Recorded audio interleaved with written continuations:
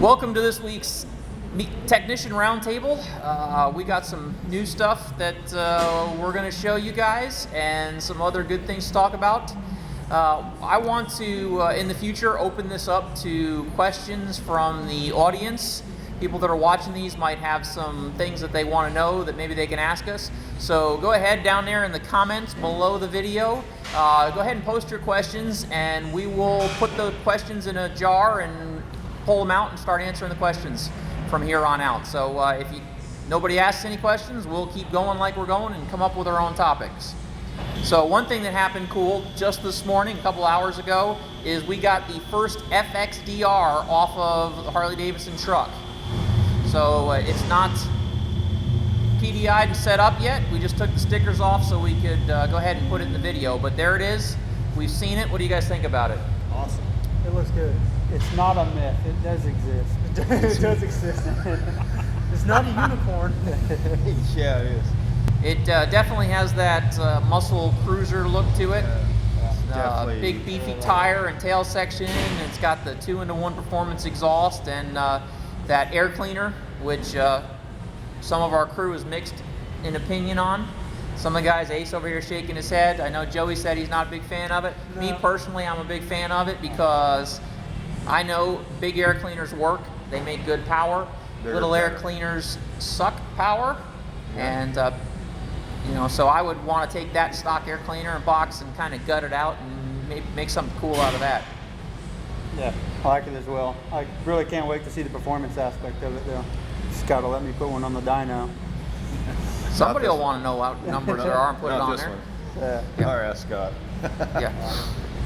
It also comes with a clip-on bars from the factory, but they do have holes in the upper triple tree for normal handlebars, which was probably be one of the first things I did to it.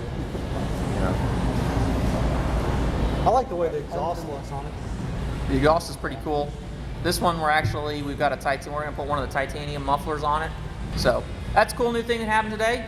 Other than that, we planned a talk on batteries and how to keep your battery alive, how to choose a good battery for your motorcycle, some of the things that go wrong with batteries, and just talk about batteries. I know John had taken one apart this morning that he wanted to talk about. Yeah. What happens when you put too many wires on your battery? Too many terminals? Well, it can come loose.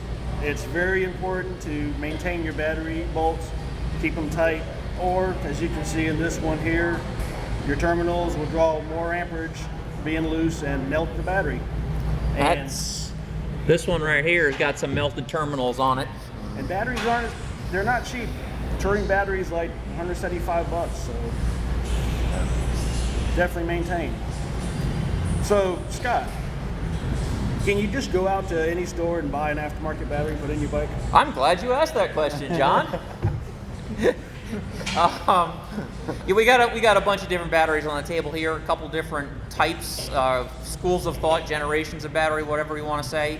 I've been working with high horsepower, big inch motors for years and years and years, dealt with all the super cranking amp batteries and everything, and I always sold Harley-Davidson batteries. I have spent some time outside of the dealer network, and I still tried to get my guests to buy Harley-Davidson batteries just because I've had the best luck with them of any type of battery.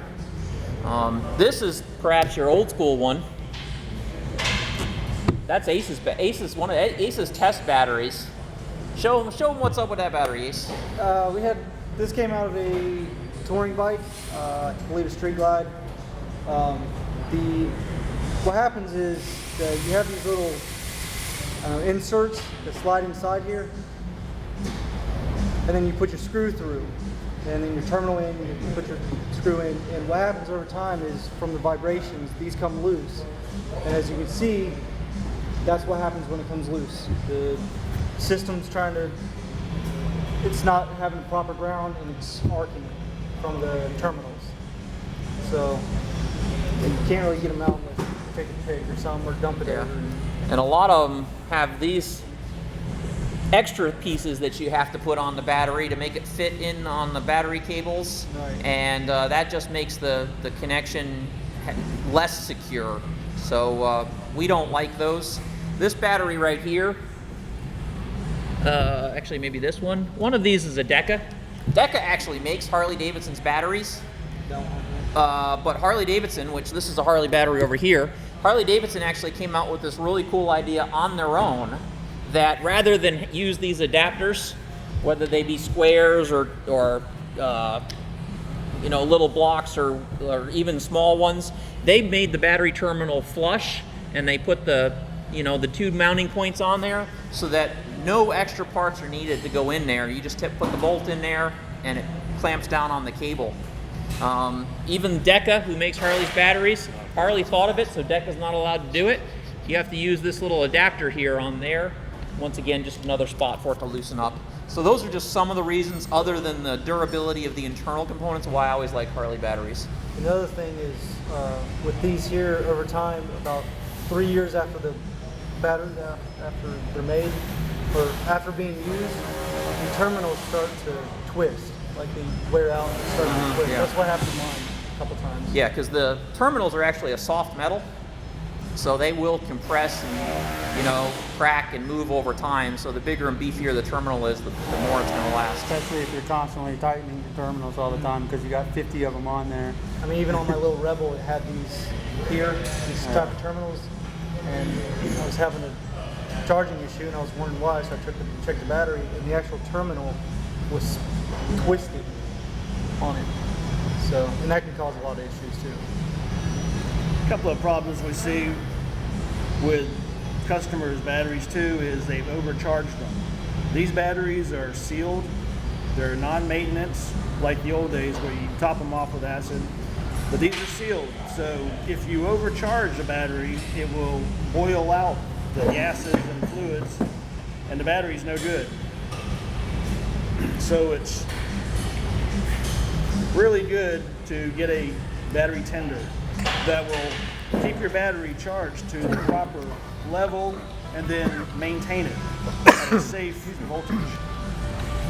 Your battery's dead, you're on the side of the road, you go down to Discount Auto, Kmart, Walmart, and you buy a battery. It looks the same, it fits in your bike, the terminals mount, but is it the correct battery for your bike? Scott? I mean, Harley has a pretty specific specification that they're going, so some of them may be and some of them might not. Some of them might have more robust internal connection points. Others may not be quite as near as robust as the Harley. You really don't know what's inside there. Some of them are actually even remanufactured batteries and not originals, so it's hard to say if you just buy one off the shelf. And they may not have the same cold cranking amps as the Harley battery, which could damage your starter. Make the starter work harder. Correct. It's not good. Smart. Also, a low battery, if you're running around on a bad battery or a low battery, will overwork your charging system. So what happens if we have a guest come in and they want heated grips and heated seat and you know, a bunch of new extra accessories? What does that do to your battery as far as? Well, the battery, not so much. It's your charging system. You need to have a understanding of how many amperage your charging system puts out versus how much it's taking out from all your accessories. Talk about leaving your bike sit there, Matt. Yeah, so another important aspect of it is charging your battery again. If you ride your bike every single day, at least 30 minutes every time you ride it, your charging system's probably doing the job just fine. However, if you stop riding your bike for months at a time, it's not necessarily a good idea to just leave it on charge all the time. It's usually a best bet to just, the night before you go ride, leave it on charge so it charges overnight and then use it. Because what will happen is your battery will be used to being full all the time, and then when you do go to use it and you push the starter button, your battery is not going to be used to being below 13 volts, and it's going to just make it die that much faster. So letting your bike sit is always one of the worst things you could possibly do, but if you have to do it, it's recommended not to leave your battery on charge 2-3 months straight. It's just not a good idea. Yeah, I personally like to rotate them. In other words, you know, maybe leave it on the tender for a week, and then take it off for a week, and then put it back on the tender for a week. Theoretically, these battery tenders, which Harley-Davidson's battery tenders are made by Deltran. They're pretty trustworthy, and I have, you know, if you want to go buy some battery tender somewhere else, I've had good luck with the Deltran battery tender brand batteries, chargers. But those are the only ones that I've seen consistently perform well. All the other ones, a lot of the other ones tend to end up putting too much charge into the battery, maybe because they're made for bigger car batteries. Motorcycle batteries are smaller, and they can actually damage the battery. So theoretically, one of the Harley brand batteries you can leave on there 100% of the time. But like Matt says, we have seen some instances where, you know, maybe the battery tender itself was starting to break, and it took the battery with it because it was left on and was charging and charging and charging. So me personally, I've got more than one motorcycle just because I dig motorcycles. So I rotate them. Basically every bike in the fleet gets a week. If I only got one bike in my garage, I'll week on, week off. And because you don't want to let it sit for a month, because if it does go below 12.5, it can start to damage itself also. So that would be, if you've got one of these, you can check and see how often you should charge it. Right. And if it goes below 12.5, then you can know to put it on charge. But if you don't, then I like to rotate it. That's not what the true Right. instructions say, but I found it to be to get best results.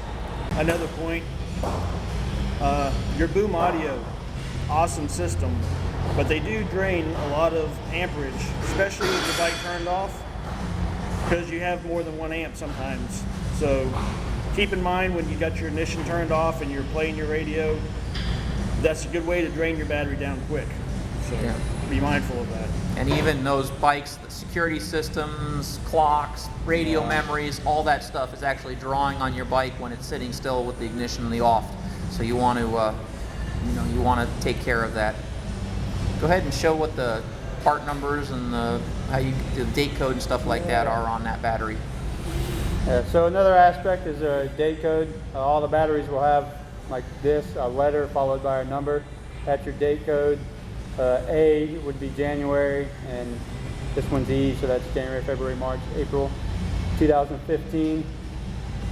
It's pretty important to know because your battery is generally going to last like 3 years ish. It's not too uncommon to see somebody who maintains the battery very well last 3+ years. So if you see one that's 2015, just make sure it's in the back of your mind that you might be needing to replace it soon.